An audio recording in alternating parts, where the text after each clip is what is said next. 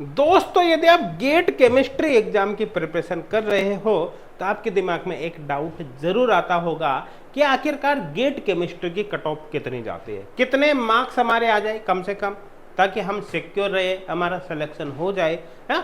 तो किस हिसाब से हम तैयारी करें, तो कुल मिलाकर जो कट ऑफ एनालिसिस होता है उसके बारे में यहाँ पर हम डिटेल में बात करने वाले हैं।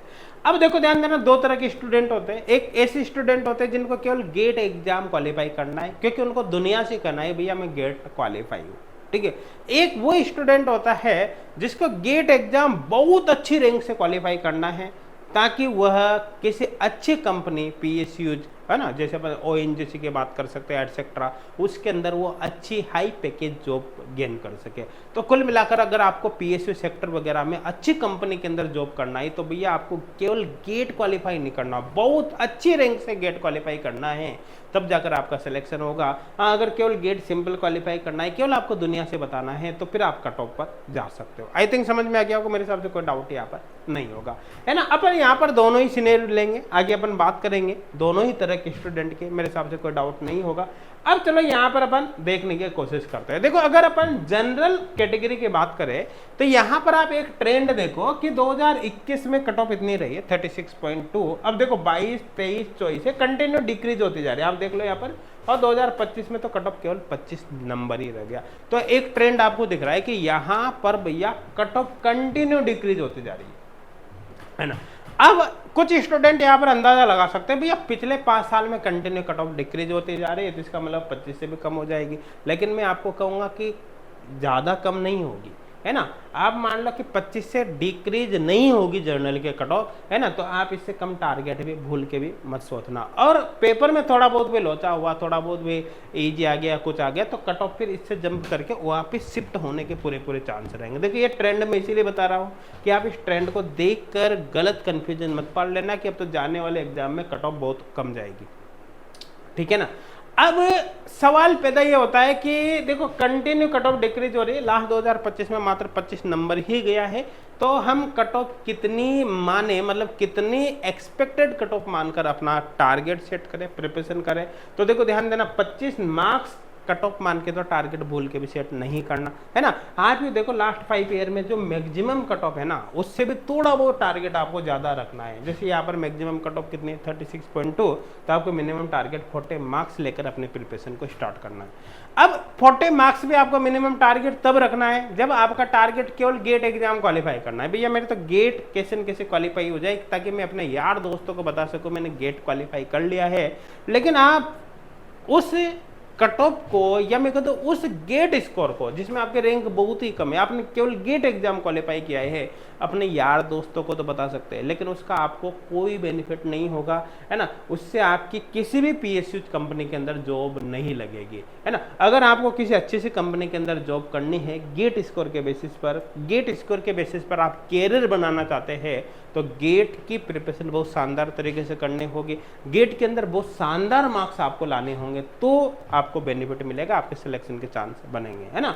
तो कुल मिलाकर अगर आप गेट एग्जाम के थ्रू जनरल कैटेगरी से एक तरह से किसी कंपनी में जॉब करना चाहते हैं, तो मिनिमम टारगेट आपको अप्रोक्सीमेट 60 मार्क्स तो लेकर चलना है ना।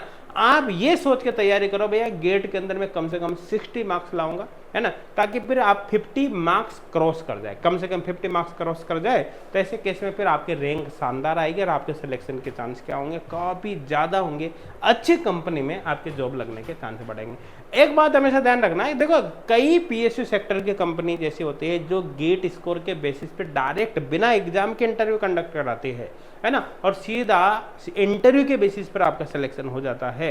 तो कुल ओएनजीसी इसमें से कि ओएनजीसी में कोई एग्जाम नहीं होगा, आपका सीधा गेट स्कोर के बेसिस पर आपको शॉर्ट लिस्टेड किया जाता है और सीधा इंटरव्यू के बेसिस पर आपका सिलेक्शन हो जाता है। तो गेट एग्जाम में अच्छा स्कोर करना बहुत ही ज़्यादा जरूरी है अगर आपको सिलेक्शन लेना है।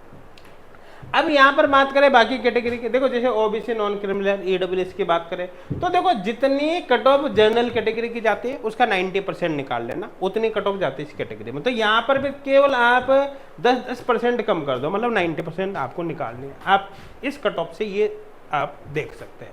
तो कुल मिलाकर यहाँ पर डिक्रीजिंग है तो यहाँ पर भी घटेगी कट ऑफ, है ना। तो अपन मान सकते हैं कि यहाँ पर आपने टारगेट सेट किया था 40 मार्क्स, यहाँ पर थोड़ा बहुत आप मिनिमम 35 कर लो, है ना। इससे कम टारगेट सेट मत करना, अदरवाइज गेट एग्जाम आप क्वालिफाई भी नहीं कर पाओगे, क्योंकि ये मान के चलना जितना टारगेट आप सेट करके प्रिपरेशन करोगे नंबर उससे कम ही आएंगे, क्योंकि कुछ ना कुछ इंसान है ना, कुछ ना कुछ गलतियां कर ही देता है। तो यहाँ पर भी अच्छी रैंक आपको लानी है तो 50+ मिनिमम आपको टारगेट लेकर चलना है। मैं कहूँगा कि अगर ओबीसी या इस कैटेगरी में भी आप आ रहा है तो 60+ टारगेट ही सेट करो, उतना टारगेट सेट करके आपको प्रिपरेशन करनी है ताकि आपके अच्छे मार्क्स आए और आपकी अच्छी कंपनी में जॉब लग सके। अब अगर बात करें अपन यहाँ पर SC ST PWD की, तो देखो ध्यान देना, जो जर्नल की कट ऑफ होती है उसका 2/3 निकालो 67%, वो कट ऑफ जाते हैं किसकी, इस कैटेगरी में, ठीक है ना। तो यहाँ पर भी बिल्कुल सेम सिनेरियो, यहाँ पर भी आपको घटता हुआ दिखाई देगा, है ना। यहाँ पर देख सकते हो 24.1 से डिक्रीज होते हुए ये 16.6 रह गई। यहाँ पर भी आपको मिनिमम टारगेट 35 मार्क्स लाना है, 30 मार्क्स लाना है अगर आपको केवल गेट एग्जाम क्वालिफाई करना है। अच्छी रैंक से क्वालिफाई करना है तो आप किसी भी कैटेगरी में हो, मिनिमम आपको 50+ टारगेट सोचकर प्रिपरेशन स्टार्ट करनी है, ताकि अगर आपके थोड़े बहुत कम नंबर भी हो जाए उसके बावजूद भी बहुत अच्छे मार्क्स आपके आ सके और अच्छे रैंक के साथ आप एग्जाम को क्वालिफाई कर सके। तो दोस्तों ये थी गेट की कट ऑफ, है ना। इस एनालिसिस से आपको कुछ अंदाजा लगा होगा। अगर आप गेट की प्रिपरेशन करना चाहते हैं तो एच गोड क्लासेज एप्लीकेशन को जरूर डाउनलोड कर लेना, लिंक आपको डिस्क्रिप्शन में मिलेगा। एच गोड क्लासेज एप्लीकेशन पर आपको CSR नेट और गेट का ही फ्री ऑनलाइन कोर्स मिलेगा। इससे आपकी प्रिपरेशन में काफी फर्क पड़ेगा, इससे आपको काफी हेल्प होगी।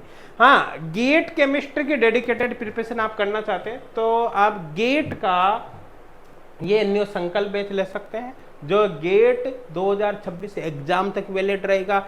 या अगर आपको पर्टिकुलर टाइम पीरियड के लिए कोर्स ज्वाइन करना हो तो 1 मंथ, 3 मंथ, 6 मंथ या फिर 1 ईयर या 2 ईयर पर्टिकुलर टाइम पीरियड के लिए, तो आप इस कोर्स को ज्वाइन कर सकते हैं। ऐसे केस में आप जितने ड्यूरेशन के लिए चाहो यहाँ पर कोर्स को ज्वाइन कर सकते हो। बाकी पेड कोर्स ज्वाइन करो या नहीं करो, फ्री कोर्स आप जरूर ज्वाइन कर लेना, इससे भी आपको काफ़ी बेनिफिट होगा, अपनी प्रिपरेशन में काफ़ी फर्क आपको देखने को मिलेगा। Thank you.